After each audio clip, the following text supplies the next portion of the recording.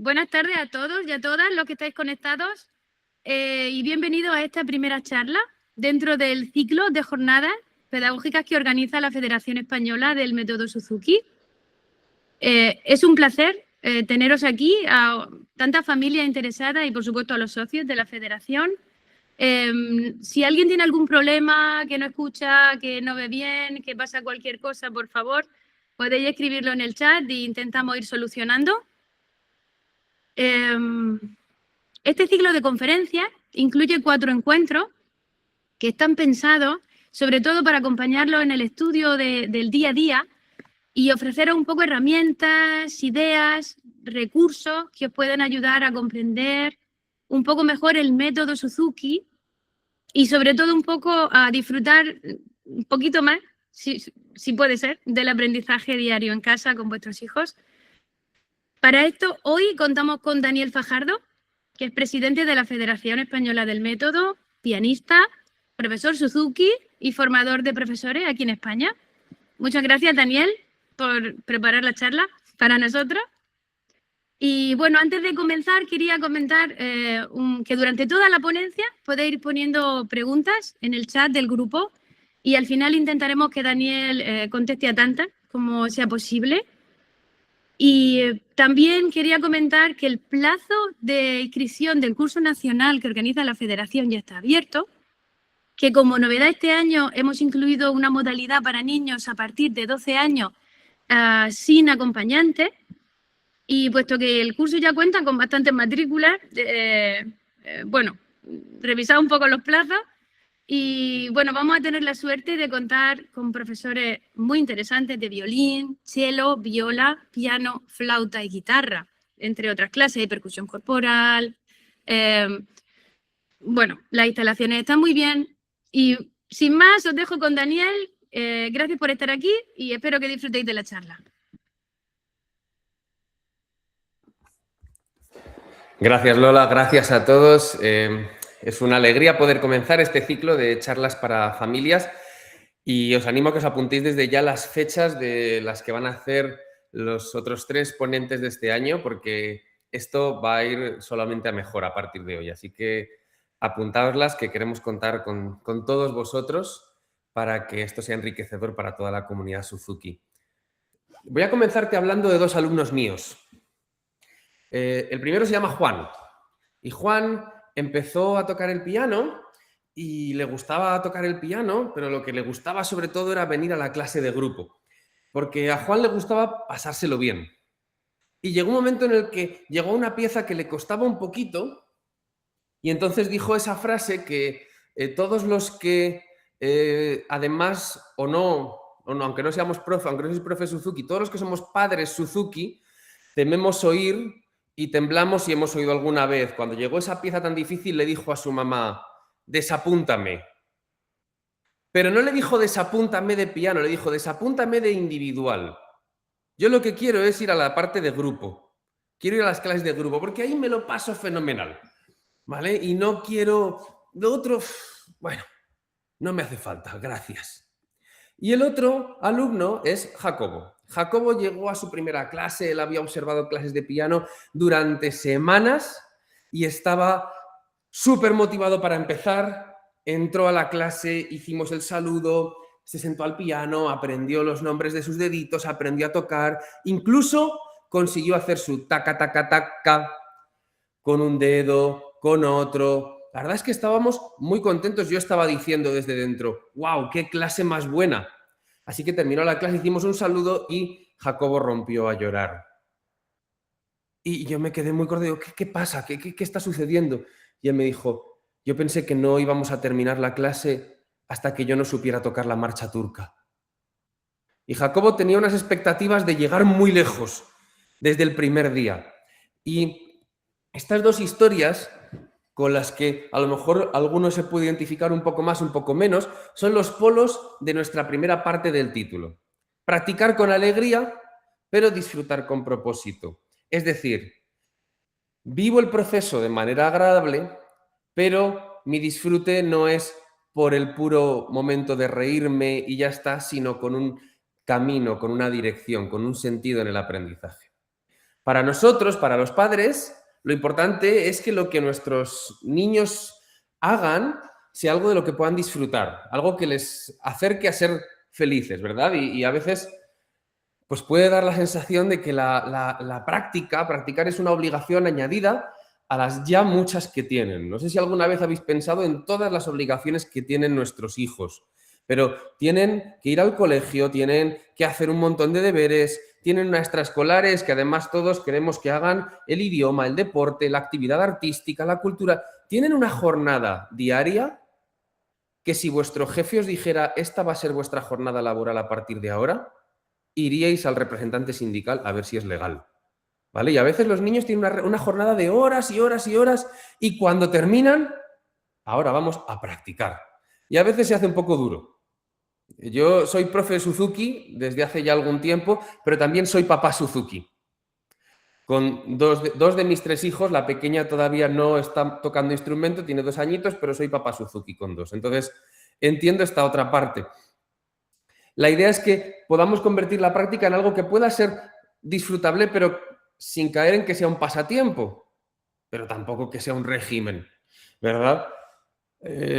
Una de las cosas que hace que los niños disfruten de algo es que aprendan. Aprender y disfrutar son casi sinónimos a edad temprana. Hay padres, seguro que ninguno de los que estáis viendo esto, ¿vale? Pero hay padres que van a la clase de música con la expectativa de, ay, yo lo único que quiero es que disfrute, ¿vale? Y el problema es que si solo quieres que disfrute, al final no disfruta. Tú imagínate que yo te dijera esto con el colegio de mis hijos. Mira, yo les llevo al colegio, pero yo lo que quiero es que disfruten. Pues en infantil igual, pero va a haber cierto punto en el que si no hacen el seguimiento van a dejar de disfrutar, de aprender, de ir al colegio a aprender cosas. Tiene que haber una sensación de mejora, de progreso siempre. Hay otro perfil de padres, seguro que tampoco ninguno de los que estáis aquí, que van a las clases de música con la expectativa de mi hijo tiene que ser el mejor, el que más toque, el que más canciones se sepa de la clase de grupo, el que antes llegue al libro no sé qué. Tampoco funciona. Casi nunca trae cosas buenas proyectar ese tipo de cosas sobre un niño. Suzuki cuenta una historia en su libro, en Educados con Amor, de una mamá que le preguntó, ¿será algún día mi hijo alguien? ¿Llegará a ser alguien? Y Suzuki le respondió, no se le olvide que su hijo ya es alguien. ¿Vale? No intente proyectar eso porque igual consigue lo contrario. Y es curioso porque esta dicotomía, esta problemática no la tenemos en la lengua materna. Suzuki es el método de la lengua materna, pero en la lengua materna no tenemos esta dicotomía. Dejamos que los niños escuchen un montón el lenguaje, todo el rato, escuchan todo tipo de palabras desde el principio, las fáciles, las difíciles, y llega un momento en el que empiezan a hablar. Y no necesitas pedirles que lo intenten. Ellos lo hacen. No necesitas insistirles. Ningún padre en la historia tuvo que decir, hijo, practica tu lengua materna, que hoy no has hablado casi. A veces los padres tenemos la tentación de querer decir lo contrario. ¿Vale? Calla un poquito, que ya llevas muchas horas practicando tu lengua materna hoy. ¿Vale? ¿Y por qué es? Porque el entorno está lleno de lenguaje, hablan, todo el mundo confía en que ellos hablarán, todo el mundo les habla y ellos quieren ser parte. Y cada vez que lo intentan, reciben un elogio, reciben un feedback positivo. Ningún niño recibe una crítica cuando está empezando a hablar. Nadie le dice, qué mal dices papá, qué mal dices mamá. No sabes pronunciar, así no se te va a entender en la vida. Nadie nunca. Cuando tus hijos pronuncian, lo digan como lo digan, ¡ay, qué bonito! ¡Ay, vamos a decirlo otra vez! Y les damos buen ejemplo. Y así los niños aprenden y nadie dice, ¡uf, qué trauma fue aprender a hablar castellano! ¡Uf, qué trauma fue aprender a hablar catalán! ¡Uf, qué trauma fue aprender a hablar vasco! Si lo aprenden de niños, así, con la lengua materna, ningún problema. Voy a hablar de 7 cosas hoy que son importantes para mí como profe y como papá a la hora de mejorar cómo funciona la práctica diaria. No solo para que tenga más sentido, para que estemos aprendiendo, para que haya un propósito en lo que hacemos, sino para que también sea más sencillo y más disfrutable el proceso.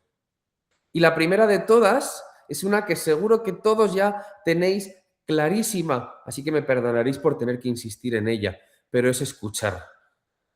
Es escuchar la música una y otra vez. La música entra por los oídos. La música no entra por los ojos. La música no entra por aprender cierta postura. La música entra a través de escuchar. No hay lengua materna si los papás no hablan al niño. Y no hay aprendizaje de música significativo, profundo, si no se escucha la música. A la música que estén tocando hay que escucharla una y otra vez. ¿Sabes? No hay efectos secundarios por escuchar el CD 6, 8 veces al día. No hay efectos secundarios, no le pasa nada malo a los niños. Lo que les pasa es todo bueno, es que cuando llegan a clase saben cómo suena la canción y es mucho más fácil que suceda. El disco una y otra vez. Sé que hay papás que pensamos a veces, ay, igual no hay tiempo. Bueno, ¿sabes que de media nos pasamos 6 horas mirando pantallas al día, los adultos en la Unión Europea? 6 horas. ¿Vale? Mañana cuando te llegue la notificación en el teléfono de este es el resumen de las horas que has pasado esta semana delante de la pantalla, acuérdate de esto y piensa, tengo más tiempo para escuchar. Si estás ya tocando un repertorio un poco más avanzado, dile a tu profesor, oye, ¿qué versiones podemos escuchar además de la de Suzuki? Vamos a ver qué hacen otros buenos violinistas, chelistas, flautistas cuando tocan esta canción. ¿Vale?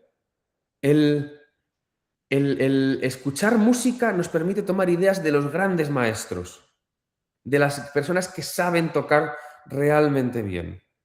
Escuchar es practicar, porque cada vez que escuchamos las canciones, subconscientemente comenzamos a detectar los patrones melódicos, los patrones rítmicos, la armonía, todo lo que está pasando en la canción. Empezamos a decodificarlo. Eso que os ha pasado alguna vez, que estabais hablando, vuestro hijo estaba jugando y luego os ha preguntado y habéis dicho, uff, si es que se enteran de todo, aunque parezca que no. Pues con la música hacen exactamente lo mismo. Entonces, de fondo, mientras merendamos, mientras vamos en el coche, mientras estamos jugando en la habitación, pon la música de fondo, porque cuando llegan al instrumento les resulta muchísimo más fácil. Escucha todo el disco de fondo, pero no escuches solo el disco en el que están, escucha los siguientes. En la lengua materna no hace falta saber decir las palabras papá, mamá, agua y pan para poder escuchar la palabra bocadillo, sopa, filete, lentejas, pelota. Escuchan todas las palabras desde el principio y por eso aprenden rápido.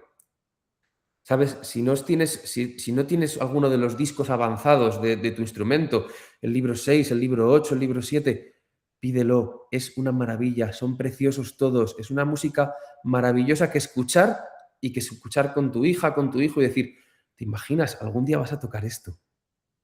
Eso es inspirador para el aprendizaje, sea cual sea el momento en el que estéis. Escucha la canción en la que estás trabajando una y otra vez en bucle. Si yo tengo que aprenderme una canción, me la escucho una y otra vez en bucle. Pero como adulto, cuando hace unos años estaba haciendo el máster en interpretación y tenía que ir a Madrid, las 2 horas del autobús escuchaba 2 canciones. Una hora una y otra hora otra, de las 2 que tenía que tocar. Eran 2 piezas de 5 minutos y escuchaba 12 veces cada una. Yo, como adulto, después de llevar tocando el piano 20 y tantos años, me hacía bien, me ayudaba a eso, a aprender. Sí que seguro que a vuestros hijos también. Una cosa más sobre este punto, papás, mamás, el disco lo tenemos que querer escuchar nosotros. Mis niños no ponen el disco. No es cosa de ellos. Lo ponemos mi mujer y yo. Cuando ellos eligen, les toca elegir qué música se va a escuchar, que elijan lo que quieran. Cuando me toca a mí elegir, yo elijo el disco de Suzuki. ¿Vale? No es, ay, es que ha dicho tu profe que hay que poner esto. Es yo quiero escuchar esto, porque yo sé que cada vez que lo estoy escuchando, le estoy haciendo un bien a mi hijo. Y luego lo ponemos y cuando llegamos a una canción del final, digo, wow, ¿te imaginas? Vas a estar tocando esto dentro de unos meses. Qué pasada. Así que escuchar, escuchar y escuchar. Esto es la base de todo. La segunda idea, y es obvia cuando piensas en la lengua materna, pero a veces se nos puede olvidar con las prisas, el ritmo que tenemos los padres a veces, es aislar dificultades. ¿Conoces ese dibujo que hay ahí? Seguro que habéis jugado con alguno de ellos. Yo tengo uno aquí, mira. Este es un poco más enrevesado. Es un cubo de Rubik. A mí me encantan los cubos de Rubik. Y recuerdo todavía la primera vez que me lo dieron, lo cogí, empecé a moverlo pensando, pues igual lo consigo, ¿no? Inmediatamente, no sé si habrá pasado como a mí, te das cuenta de que no lo vas a conseguir muy fácilmente y automáticamente tu cerebro aísla la dificultad y dice, bueno, voy a ver si me sale una cara al menos, venga. ¿Vale? Inmediatamente te pones una meta que sea más realizable y si no, ay, voy a ver si pongo 3 o 4 juntas. Y cuando lo consigues, ay, qué bien, bueno, he conseguido una etapa. Aislar dificultades es esencial para poder sobrellevar una sesión de práctica. ¿Vale? Cuando tenemos un trabajo que es complicado, nos paramos justo antes, por ejemplo, por eso está ahí nuestro stop, nos paramos y pensamos, ¿no? Si a un niño le cuesta una sílaba de una palabra, ¿qué hacemos? Autobús. Y nos paramos justo antes para que puedas pensar. Bueno, pues esa es otra manera de aislar la dificultad. Siempre que tengamos que tocar algo que es muy difícil, significa que estamos haciendo un trozo demasiado grande. Entonces vamos a hacer un trozo pequeño, vamos a hacer el trozo del principio, vamos a hacer el trozo del final, solo el trocito este que grabamos en vídeo con nuestro profe en clase el otro día, ¿vale? Pero aislamos la dificultad, porque cada vez que aislamos dificultad les damos control de la situación. Es lo contrario al tocar por accidente, bueno, vamos a ver qué sale, ¿vale? Siempre empezamos por una versión fácil, por un trocito sencillo, como os decía, nadie empieza diciendo, a ver si hago el cubo entero. Tienes que decir, bueno, a ver si pongo 2 o 3 piezas juntas. ¿Puedes tocar el primer acorde? ¿Puedes tocar las primeras 3 notas? Y muchas veces el trabajar en ese trocito pequeño, en lugar de tener la expectativa de toda la canción, va a cambiar la actitud con la que afrontamos el resto de la práctica. Si tenéis algún hijo al que le ha costado comer, sabréis que la primera cucharada de sopa siempre es la más difícil. La primera es la más difícil. Y una vez que han comido 2, ya entran en la inercia y se olvidaron que no querían comer la sopa y siguen comiendo. ¿Vale? La primera es la difícil, siempre. Bueno, pues a veces necesitamos tener un trozo que sea aislado para que podamos asumir esa dificultad y luego podamos continuar. La tercera idea tiene mucho que ver con la repetición, porque sabemos que hay que repetir, pero a veces lo de repetir pues nos cuesta un poco. Sí que os digo que nos cuesta más a los adultos que a los niños. Los niños aprenden que no está bien que te guste repetir, ¿vale? Originalmente a un niño le gusta repetir, le gusta hacer las mismas cosas. Ahora, con ciertas condiciones. Vamos a hablar un poco de las condiciones que tiene que tener la repetición, ¿vale? Y yo la repetición os propongo 3 Cs, ¿vale? Para recordar la repetición. La primera es contentos, ¿vale? Y ahora hablaremos de cómo hace uno para repetir algo contento. La segunda es repetición consciente y la tercera es repetición controlada. Os voy a hablar de ello, ¿vale? La repetición tiene que hacerse estando contentos, a gusto. Y para eso, lo que sea que repitamos tiene que sonar bien. Tiene que ser algo que yo pueda hacer con un mínimo de calidad. A nadie le gusta repetir algo que le sale mal. A nadie. Y si tú ves a alguien repetir algo y le sale mal, vez tras vez, hasta a ti te agobia. ¿Vale? Si yo me pongo a practicar y estoy repitiendo y no me sale bien,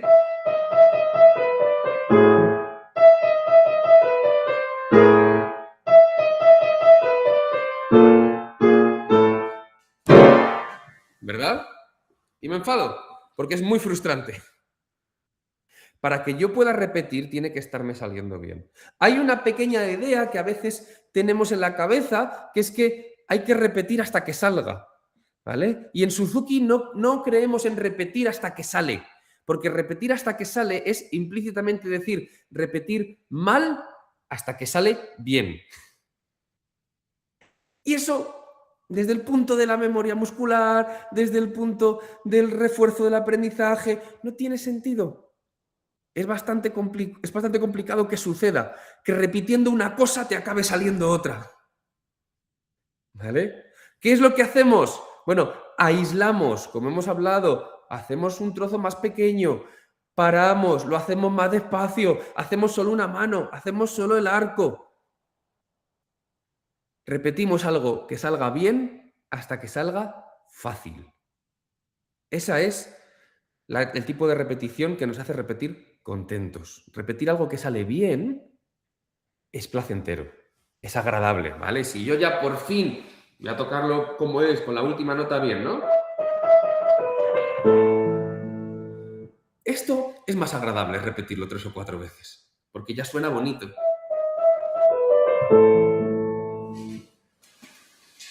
Repetir algo que salga bien. ¿Cuál es la clave? Que el trozo sea tan aislado como tenga que ser para que pueda repetirlo bien hasta que sea fácil. ¿Fácil qué significa? Que lo he hecho tantas veces que no tengo que pensar. ¿Vale? Si tienes que hacer una coreografía, estás pensando, pongo el pie aquí, allá. Tú cuando vas andando no vas diciendo, venga Dani, céntrate, pie izquierdo, pie derecho, pie izquierdo, pie derecho. Lo haces sin pensar, ya es fácil. Esa es la diferencia. ¿Vale? Repeticiones hasta que no tengo que pensarlo. La segunda repetición, hemos dicho que era consciente. ¿Vale? No vale repetir en modo automático. ¿Vale? Sin escuchar el sonido que estoy haciendo. Esto pasa, si empiezas a decirle, venga, repite, otra, a partir de la cuarta, quinta, tu hijo ya no está prestando atención al sonido. No está prestando atención a lo que está haciendo. Ni tu hijo, si hay profesores, ni tu alumno, ¿vale? Es importante que entre cada repetición haya un poco de pausa y de feedback. Oye, qué bien te ha sonado esto. Ah, mira, te has fijado en lo de que había que poner el dedo aquí. ¡Wow! Las últimas notas las has afinado súper bien. Venga, vamos a tocarlo otra vez pensando en lo que nos dijo la profe de escuchar el sonido ese del principio más suavecito. Tiene que haber un poco de feedback para que cada repetición sea un refinar un poquito. ¿Vale? Y la tercera C era controlada, la repetición controlada. ¿Qué significa esto? Que el niño tiene que saber que hay un final a la repetición, que hay un cierto número de veces, que hay algún tipo de cota en la repetición y no vamos a pasarnos repitiendo toda la vida, porque los niños no tienen esa sensación de futuro, están clavaditos en el presente y cuando tú les dices, venga otra vez, venga otra vez, venga otra vez, a partir de esa hay una parte de su cerebro que empieza a decir en una voz cada vez más fuerte, vas a estar haciendo esto el resto de tus días. Y entonces empiezan a colapsar con la repetición. Entonces, vamos a hacerlo 5 veces bien, vamos a hacerlo 10 veces bien, vamos a hacerlo 20 veces bien. Mira, yo utilizo mucho como papá un ábaco, algo tan sencillo como un ábaco, ¿vale? Entonces vamos a ir pasando las bolitas, cada vez que lo hagas bien pasamos una, venga, cada vez que lo hagas bien.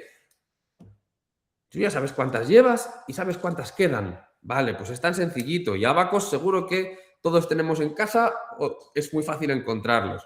A veces utilizo el coche.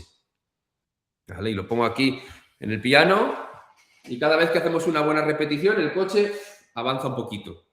Avanza un poquito, avanza un poquito. Bueno, no te estoy diciendo a lo mejor cuántas son, pero ya sabes que ya vamos por más de la mitad. Y tú vas calculando ya que quedan pocas. Bueno, pues te estoy dando de una manera más abstracta o más simpática, te estoy dando una claridad sobre cuántas llevamos, cuántas nos quedan. Es importante. Entonces, repetición, contentos porque estamos haciendo algo que sale bien hasta que sea fácil. Repetición consciente porque después de cada repetición le decimos algo que ha funcionado y le recordamos las instrucciones. Y repetición controlada porque el niño tiene una idea de cuántas veces va a repetir. Por favor, una frase que padres, profes, es fácil que se nos salga por la boca sin darnos cuenta. No intentad no decir, venga, la última. Porque si luego esa es un desastre, no queréis que esa sea la última.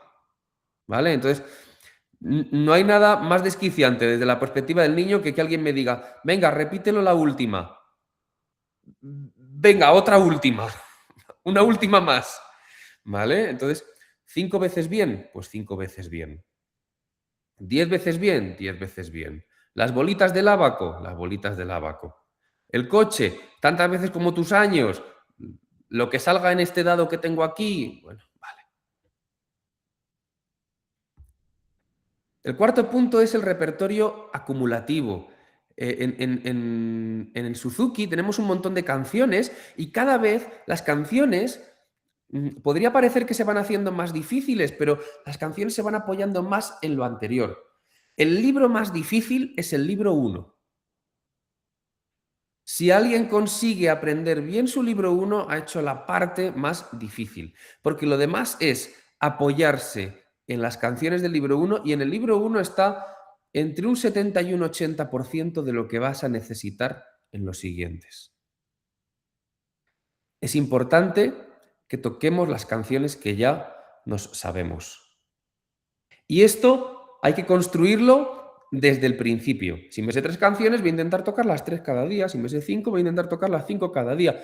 Cuando te llegues por el libro 5 y tengas 1 hora y media de repertorio, no vas a poder tocar todas tus canciones cada día, obviamente. Antes de eso, pues tu profe te tiene que ir dando ideas para estructurar, ¿vale? Pero tiene todo el sentido del mundo en esta línea que estamos hablando de que disfrutamos de practicar cuando algo nos sale bien, que una parte importante del tiempo sea tocar música que sale bien. Cuando yo era alumno, mi profe no me hablaba de estas cosas y yo iba con el agua al cuello, así, intentando aprender una canción, y cuando por fin la conseguía y parecía que empezaba a disfrutar, me decía, aquí tienes la siguiente. Y yo intentaba seguir subiendo, pero nunca podía dedicarme en condiciones a disfrutar de lo que ya me salía bien.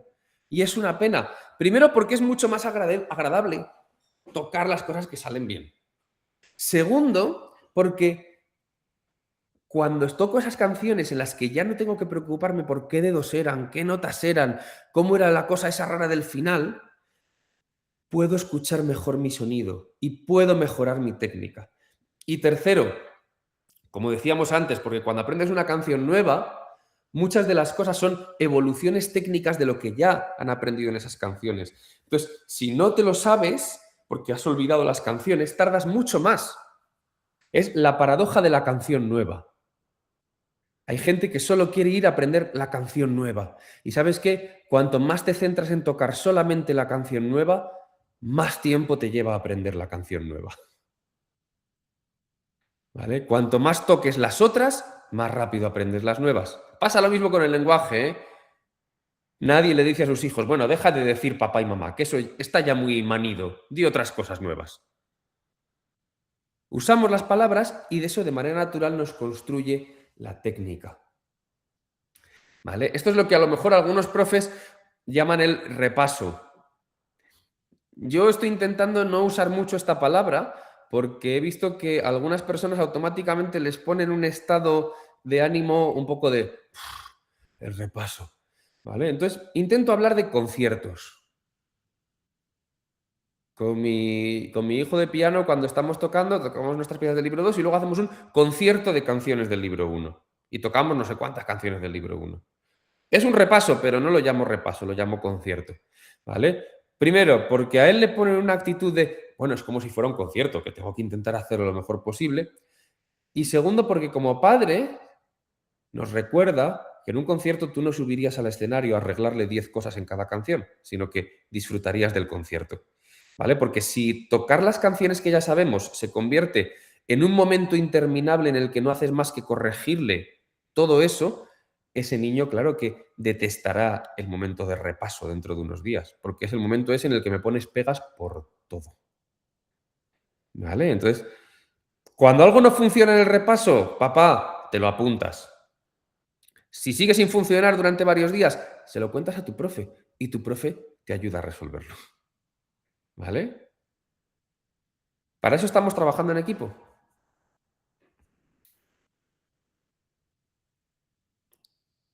Otra idea más.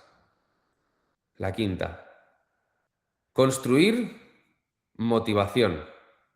Mira, tocar un instrumento requiere un esfuerzo enorme, mucha fuerza de voluntad, mucha disciplina. Son unos valores, mucha paciencia.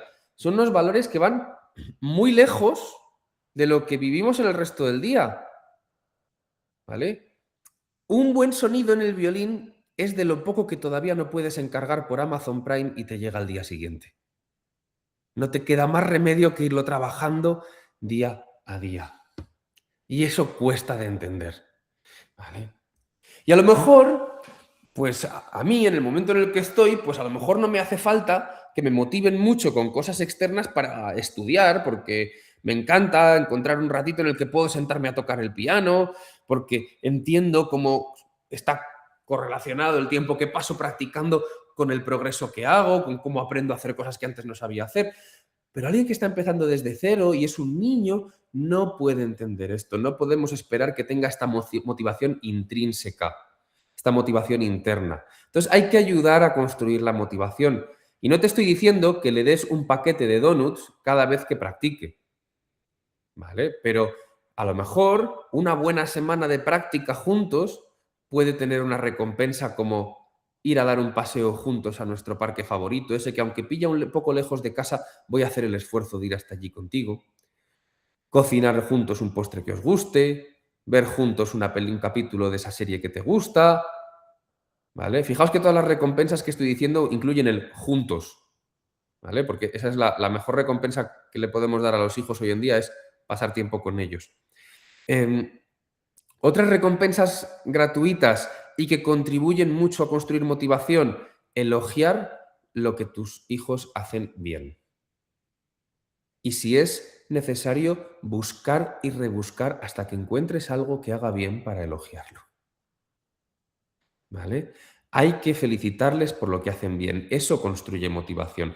Que mi mamá, que mi papá vea que yo estoy haciendo algo bien, construye motivación. Porque esa imagen que mi papá y mi mamá tienen de mí es el reflejo sobre el cual pongo mi autoestima cuando soy pequeño. El elogio tiene 3 características. Si le preguntáis a los profes que están conmigo, se están hartos de oírmelo y de hacérselo, se lo hago repetir en voz alta. Sincero, específico y sin peros. Sincero, no le digas que ha hecho bien el final si no ha hecho bien el final. Dile una cosa que haya hecho bien, ¿vale? Porque si yo me equivoco en la última nota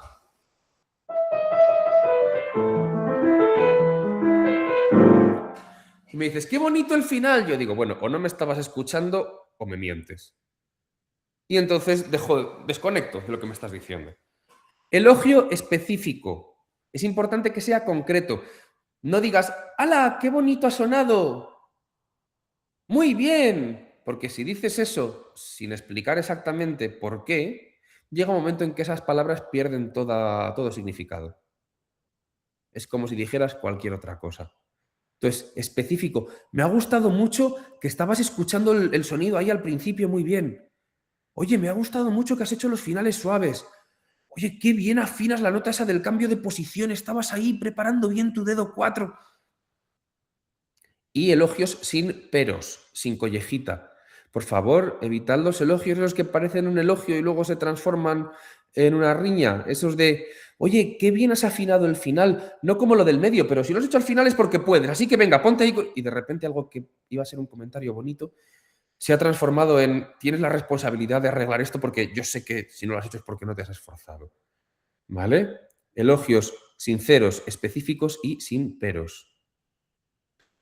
Aquí os animo a pensar desde la perspectiva de la perfección focalizada o perfección parcial. Es decir, si el profe me ha dicho que me centre en cómo está puesta esta mano, en eso estoy centrado. ¿Lo has conseguido? Perfecto. Ya está. No, bueno, es que hay otras 18. Tu profe te ha dicho que te centres en eso. Céntrate en eso. Deja que las batallas las sigamos peleando entre todos los miembros del equipo, ¿vale? Suzuki decía esto: cuando escucho a un alumno veo todo, ignoro la mayor parte, me centro en una cosa, ¿vale? Es una buena manera de recordarlo. Sexta idea: la mente trabaja a intervalos breves. ¿Vale? A veces llegamos a casa de la clase, tenemos la lista de todo lo que queremos practicar, hay que hacer el repaso, hay que hacer la canción nueva, hay que hacer los acordes, hay que hacer no sé qué, la lectura, no sé qué, lo de la orquesta, bla, bla, bla, y nos ponemos ahí, en plan, hasta que no hagamos todo, de aquí no nos movemos. Y entonces las caras empiezan a ser como esa, o incluso como esta. ¿Os ha mirado alguno de los hijos alguna vez con una de estas? ¿Vale?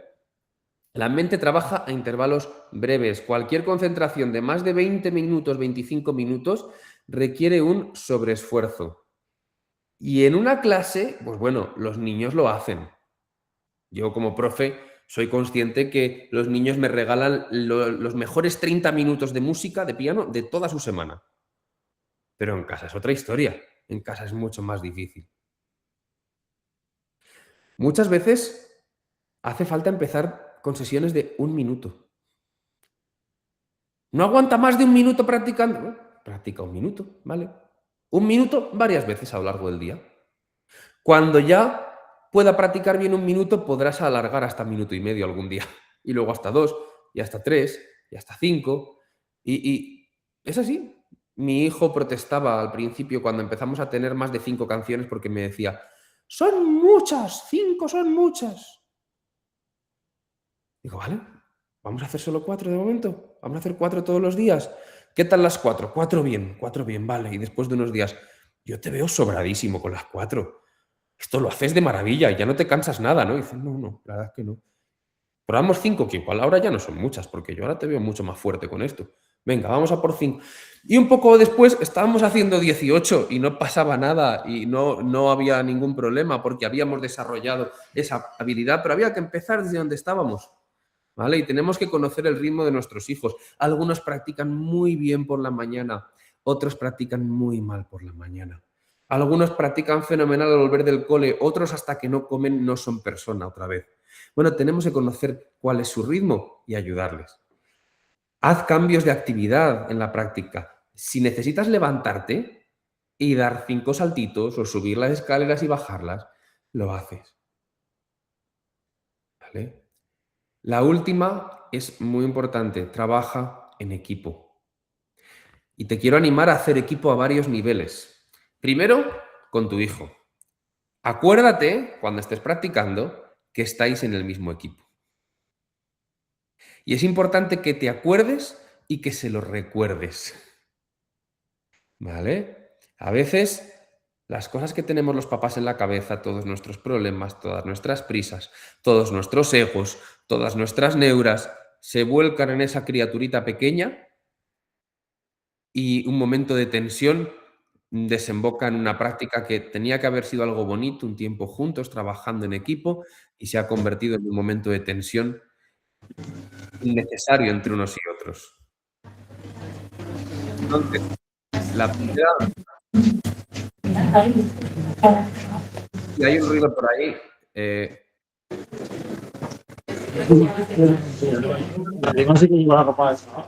cierres tu micro, por favor.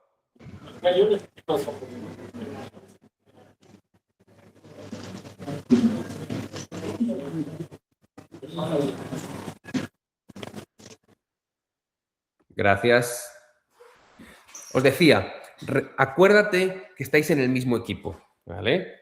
Si hay algún conflicto en la práctica, habladlo después, ¿vale? Para y cuando estemos calmados, hablamos. No hables en medio de la tormenta, ¿vale? Porque si yo estoy enfadado contigo y estamos discutiendo, lo último que necesito es que de repente me pongas la cara de papá condescendiente y me digas, hijo, estamos en el mismo equipo, ¿vale? Porque yo estoy muy enfadado en ese momento.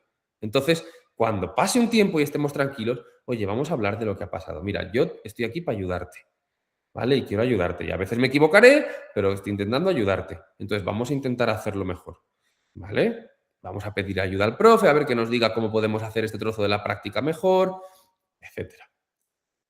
No sé si os han hablado del triángulo Suzuki.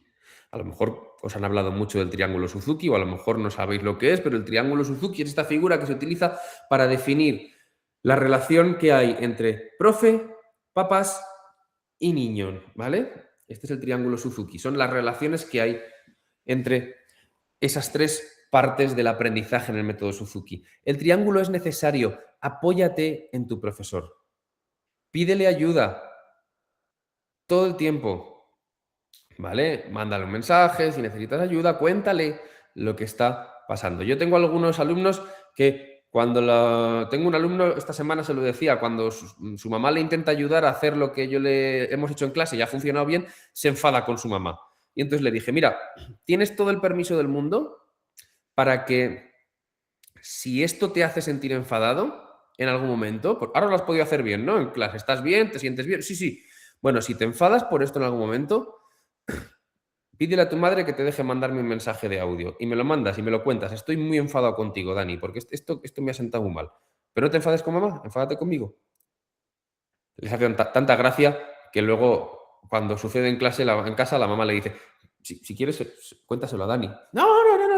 Ya está. Se echan a reír y siguen, ¿vale? Pero apóyate en tu profe. Yo cuando practicaba con mi hijo mayor con el cello y me decía, es que esto no quiero hacerlo, digo, mira, si quieres lo hablamos con tu profe el próximo día en clase. No sé qué te puedo decir. Esto es lo que ha dicho la profe. Yo no soy nadie para decirte que se puede hacer de otra manera o no. Vamos a hablarlo con la profe. Apóyate. Los profes tienen recursos, hacen formación y tienen recursos para ayudaros a daros ideas de cómo resolver ciertas cosas. A veces es tan sencillo como cambiar de orden las secciones de la práctica, como introducir pequeños cambios de actividad entre una cosa y otra. ¿Vale? El triángulo Suzuki es necesario. Ahora, también te quiero decir, no es suficiente. No es suficiente. Tienes que tener una red de triángulos. Tienes que tener otras personas cerca que están aprendiendo con sus hijos igual con los que te relacionas. ¿Vale? Para eso las clases de grupo son esenciales. Tocamos en conjunto, nos hacemos amigos, aprendemos de ver a otros tocar. Haz una red de triángulos Suzuki. Yo tengo amigos de mis hijos con los que quedamos a jugar al balón y al cello, a la comba y al pi. Y eso genera un entorno súper beneficioso y súper poderoso. Y cuando creas un entorno en el que tienes una red de triángulos, todos nos beneficiamos de ello, ¿vale? Egoístamente hablando, para los profes es mucho más fácil. Nuestro trabajo es mucho más fácil porque los niños vienen mucho más motivados para tocar. Pero también os digo, como papá, practicar es mucho más fácil cuando asocias la música que estás tocando a recuerdos bonitos con otras personas. Y por lo tanto, para los niños también es mejor porque aprenden mucho más y son mucho más felices. Así que nada, ya tenéis toda la lista. Ahí tenéis las 7 ideas. Ahora ya, vamos, fenomenal. Hoy es domingo, mañana es lunes. Qué día tan bueno para arrancar cambios. Mañana cambio radical. Todo, le hemos dado una vuelta, un giro de 180 grados a todo. Vamos a ponernos a escuchar, a aislar las dificultades, la repetición con las 3 Cs, todo. Bueno, pues respira un poquito, ¿vale? Tranquilo. Y vete paso a paso. Porque como intentes instaurar un sistema de práctica completamente distinto al que tengas, se te va a caer, ¿vale? Eso se llama propósito de año nuevo. ¿Os acordáis de unos que hicisteis hace 3 meses? Pues eso, ¿vale?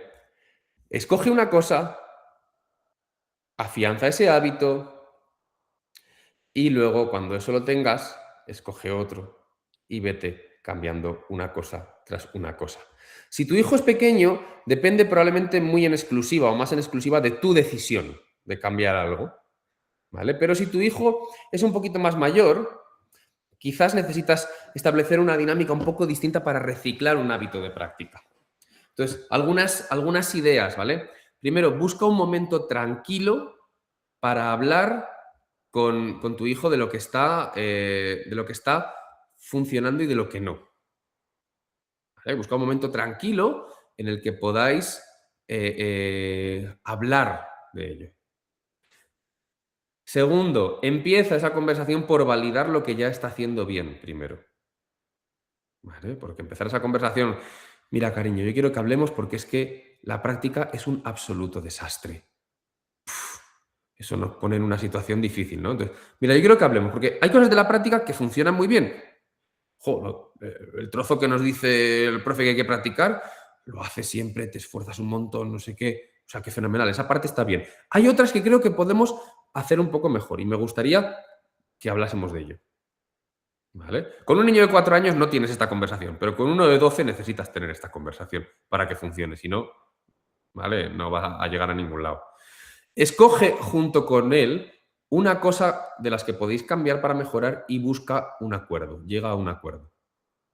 Por ejemplo, una cosa que a lo mejor te puede haber sucedido durante esta sesión es para pensar, pues yo no mantengo las canciones anteriores lo suficiente. Bueno, pero claro, es que si me pongo ahora a tocarlas como se me han olvidado, es muy frustrante. Bueno, pues a lo mejor podemos hacer un plan, ¿vale? A varios meses. Vamos a empezar a tocar una o dos y cuando las tengamos añadimos otra. Yo tengo unos alumnos que un verano se lo pasaron fenomenal, se pasaron, pero no tocaron en 3 meses. Estuvieron de viaje por todas partes y volvieron y se acordaban solo de la última, se sabían tocar Twinkle Twinkle y la última canción que se habían aprendido, que era la última del libro 3. Todo lo que había entre medias se había evaporado de la mente. Y fue un plan de 3-4 meses ir recuperando música, mientras iban avanzando canciones nuevas, hasta que nos fuimos poniendo al día. Claro, si yo les digo, bueno, pues la semana que viene el libro 1 y ya iremos viendo, a ver. Pues eso, la motivación se hunde. Ahora, si les digo, bueno, pues no pasa nada, oye, lo olvidado, olvidado está, a partir de ahora, ay, esforzaos un poco más en practicar, pues tenemos un problema, porque el libro 4, si no sabes tocar el libro 3, el libro 4 no sale. ¿Vale? Entonces, bueno, pues tenemos que hacer un plan poco a poco, pedir ayuda a lo mejor al profe para hacer ese plan. Quizás te encuentres con que para que tu hijo cambie algo en ese aspecto de la práctica, a lo mejor yo como papá también tengo que cambiar algo. Lo que os decía, a lo mejor mi problema es que el repaso lo hemos ido dejando de lado porque cada vez que repasábamos yo le daba muchísima caña. No lo sé. Haced un plan, poneos 2 o 3 semanas de prueba y después evaluad y a ver qué tal ha ido, a ver si ha mejorado. Paso por paso, ¿vale? Paso a paso podemos ir consiguiendo grandes cambios y podemos alcanzar que la práctica sea algo más disfrutable a la vez que tenga un poco más de propósito.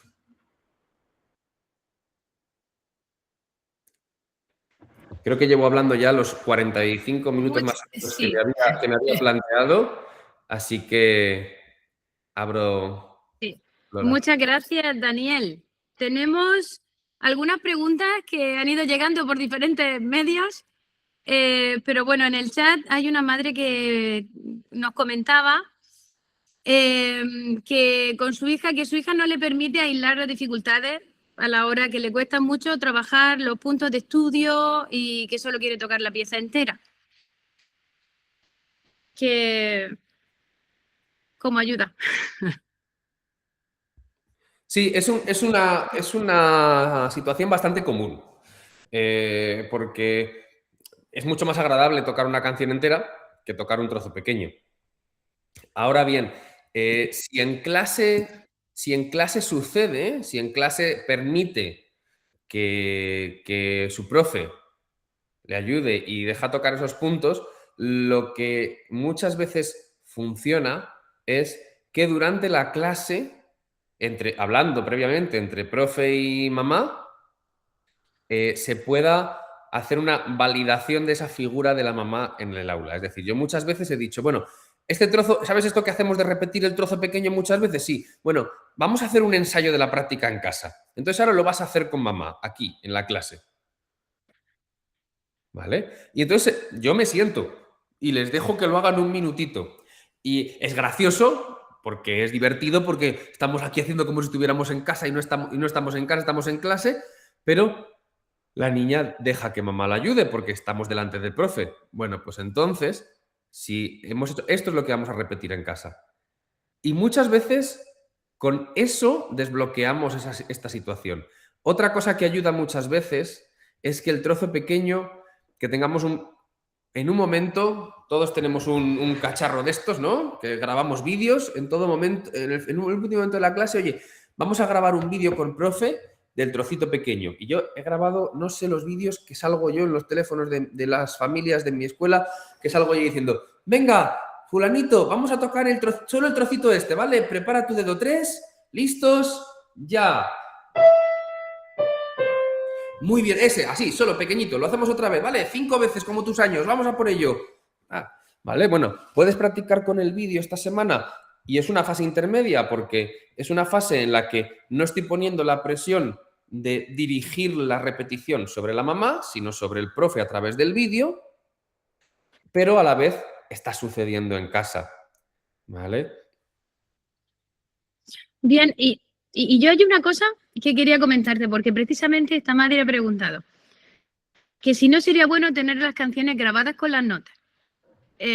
¿No? Dice aquí, me pregunto si además de escuchar las canciones, no sería bueno tener las canciones grabadas. Y por otro lado, comentan, respecto a las piezas, se las enseña el padre, el profe, las saca de oído el niño. Yo quiero saber tu opinión acerca de cómo podemos ayudar a los padres a que los niños aprendan las piezas, dónde ponemos la prioridad. Muchos solo miran notas, no cantamos notas. ¿Qué opinas de eso? Hay una gran variedad de formas de afrontarlo en España. Hay gente que todo va cantado con notas previamente, hay gente que no cantamos notas en la primera etapa en absoluto, hay gente que las usa de manera más secundaria, ¿vale? Creo que es importante que no incluyamos, con todo el respeto a cómo lo haga cada uno, que no incluyamos sustitutivos de la escucha, ¿vale? Sustitutos de la escucha. Es decir, todos sabemos cantar cumpleaños feliz. Incluso los papás que no saben lo que es un do, lo que es un re, lo que es un mi, saben cantar cumpleaños feliz, porque lo hemos escuchado tantas veces que lo sabemos repetir, ¿no? Y nadie nos ha tenido que enseñar a pulsar ciertas teclas o a poner ciertos dedos en ningún sitio y no veíamos qué hacía nuestra mamá con las cuerdas vocales cuando la cantaba, pero la hemos sacado de oído, porque escuchábamos y entonces llegado cierto momento sabemos cómo suena y cuando intentamos cantar, si no suena como tenemos aquí guardado, modificamos lo que hacemos. Eso es sacar de oído, ¿no? Y eso es algo que si uno escucha mucho, empieza a suceder más o menos de manera natural. Tiene una curva de aprendizaje. ¿Por qué? Porque con el instrumento al principio no sé manejarme con la maquinaria. Entonces no puedo sacar de oído porque no sé cómo funciona. Entonces a lo mejor las primeras canciones pues necesito un poco más del aprendizaje por imitación de las notas, ¿vale? Ahora, luego, cuanto más podamos estimular esta autonomía, fenomenal.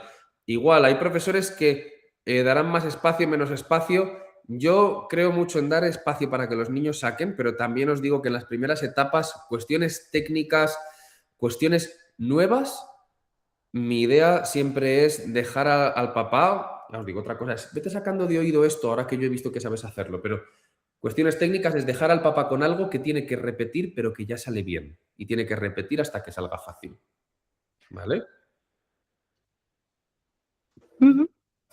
Y una última pregunta, que vamos un poco ya en hora.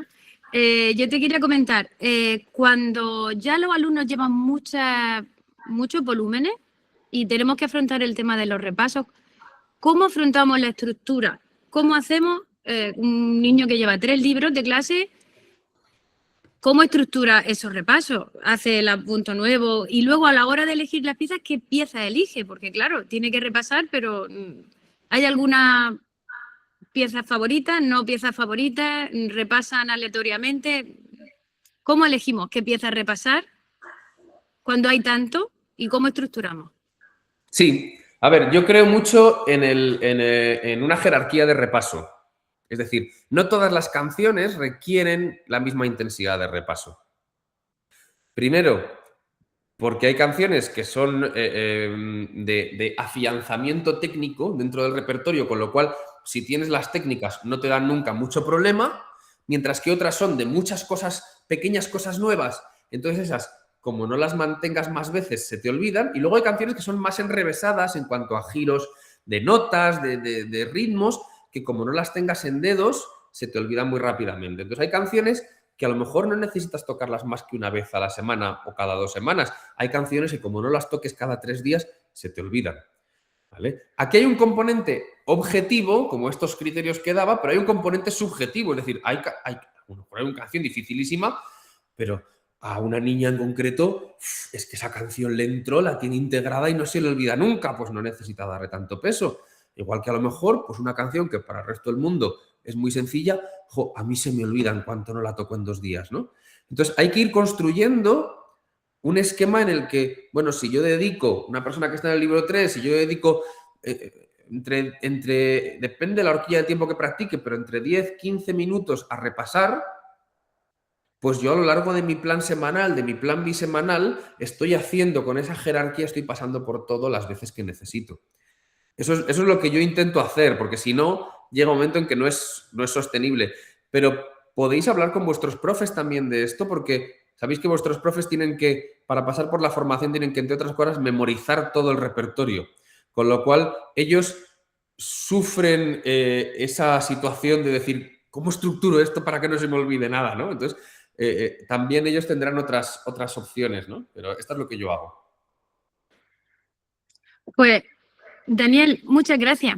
Espero que de verdad que haya sido muy útil para la familia y para los profesores, que me consta que hay un montón de profesores viendo la charla. Y bueno, muchas gracias por tu tiempo y nos vemos en la siguiente charla. Muy bien. Espero que tengáis buena tarde. Muchas gracias a todos.